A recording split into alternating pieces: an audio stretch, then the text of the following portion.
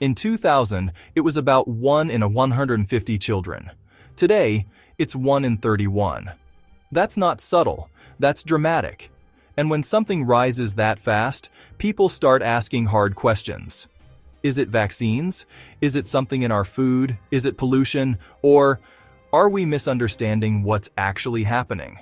Because here's the uncomfortable truth. If this is a real epidemic, that's terrifying. But if it's not, then millions of people might be completely misinterpreting the data. So what's really going on? In this video, we're breaking down what changed, what didn't, what science actually says, and why the answer is far more complex than either side wants to admit. First question, is there really an autism epidemic? The word epidemic implies a sudden outbreak, something new and spreading rapidly. But autism is not a disease. It's a neurodevelopmental condition, meaning it reflects differences in how the brain develops and functions. It's not something a person catches, and it's not an illness that needs curing. Autism has existed for as long as humans have. What has changed dramatically is how we define, recognize, and diagnose it. In fact, much of the apparent rise in autism can be explained by broader diagnostic criteria, increased awareness, reduced stigma, improved screening, greater access to services. Before autism was formally defined, people who today might receive an autism diagnosis were often misunderstood or misclassified under other labels. A quick history of autism diagnosis. The word autism was first coined in the early 1900s, but it wasn't officially recognized as its own diagnosis until 1980, when it was added to the DSM, Diagnostic and Statistical Manual of Mental Disorders. Over time, diagnostic categories evolved. Childhood schizophrenia once included autistic children. Asperger's syndrome was introduced later. In 2013, these labels were merged into what we now call Autism Spectrum Disorder, ASD. The word spectrum is key. Autism isn't a straight line from less autistic to more autistic. Many experts now describe it more like a wheel, with different areas such as social interaction, sensory processing, emotional regulation, speech and language, motor coordination, repetitive behaviors. Each person's wheel looks different. Some may need significant daily support, others live independently. As definitions expanded, more people, especially those who would previously have been overlooked, were identified. Access matters. Geography and diagnosis. Consider this striking example. Austin, Texas and Laredo, Texas are only 235 miles apart, yet autism diagnosis rates in Austin are nearly double those in Laredo. Why? Not biology, but access. Urban areas often have more pediatric specialists, routine screening programs, greater public awareness. Rural and lower-income areas may lack these resources. The result? Fewer diagnoses. Not necessarily fewer autistic individuals. The gender gap. Boys are diagnosed with autism about 3 times more often than girls, but researchers are discovering that autism often presents differently in girls. Many girls mask or camouflage their differences, leading to underdiagnosis. As awareness improves, more girls are being identified, another factor contributing to rising numbers. Genetics, the largest piece of the puzzle. While changes in diagnosis explain much of the increase, research shows there is also a strong genetic component. Twin studies reveal something striking. If one identical twin has autism, the likelihood that the other twin has it can exceed 90%. That rate drops in fraternal twins and siblings, but remains far higher than in the general population. Researchers have identified over 100 genes linked to autism risk so far, and they estimate there may be 400 or more involved. Some cases run in families.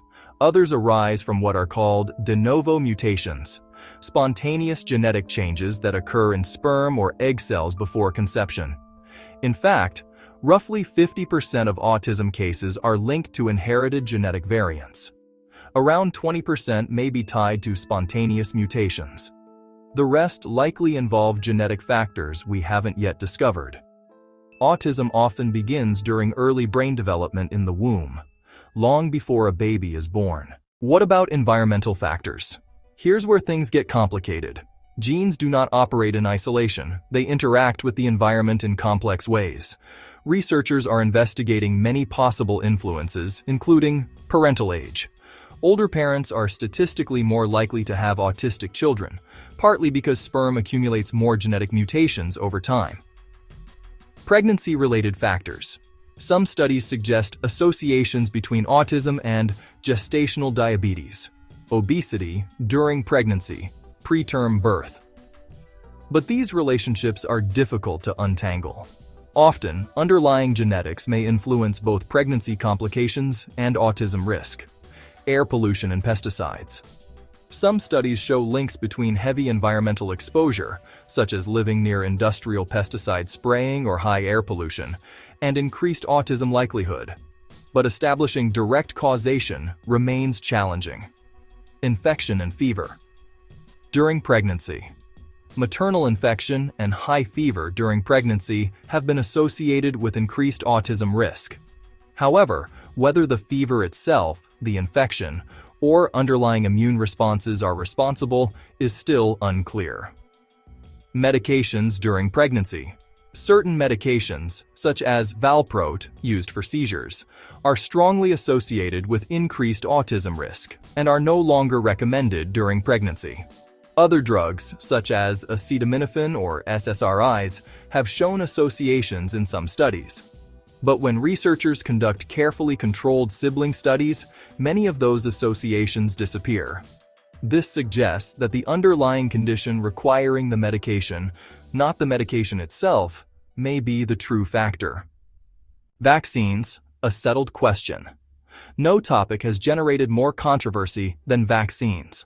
In 1998, a small study claimed a link between the MMR vaccine and autism. The study was later retracted for fraud, and its author lost his medical license. Since then, massive studies involving millions of children have repeatedly found no causal link between vaccines and autism. In fact, some vaccines prevent infections that themselves can cause neurological damage. The scientific consensus is clear. Vaccines do not cause autism. The gut-brain connection. Another emerging area of research focuses on the gut microbiome, the trillions of bacteria living in our digestive system. Autistic individuals are more likely to experience digestive issues, and differences in gut bacteria have been observed. But researchers are still working to understand whether gut differences influence brain development, or vice versa. This area remains active and evolving. So, what's really happening? Here's what we know. Autism is not new. Most of the increase in diagnoses is due to better recognition and broader criteria. Genetics play a major role. Environmental factors may influence risk, often by interacting with genetic vulnerabilities. Vaccines are not a cause. There may still be a smaller, unexplained rise that researchers are actively investigating. But autism is not a sudden modern disease. It is a complex form of human neurodiversity shaped by both genes and environment. A shift in perspective. For decades, autism research focused on causes and cures. Increasingly, experts are reframing the conversation. Autism is not an illness. It is a different way of experiencing and processing the world. The goal of research is not to eliminate autism, but to understand the biology behind it so we can provide better supports, improve quality of life, reduce stigma, help individuals thrive. Just as cancer is not one single disease but many different conditions, autism is not one thing. It is a diverse family of neurodevelopmental differences. The bigger picture. Science is rarely simple. It doesn't give us neat percentages or easy answers. Autism research is about understanding ourselves better, how genes shape development, how environments influence biology, and how society can respond compassionately and intelligently.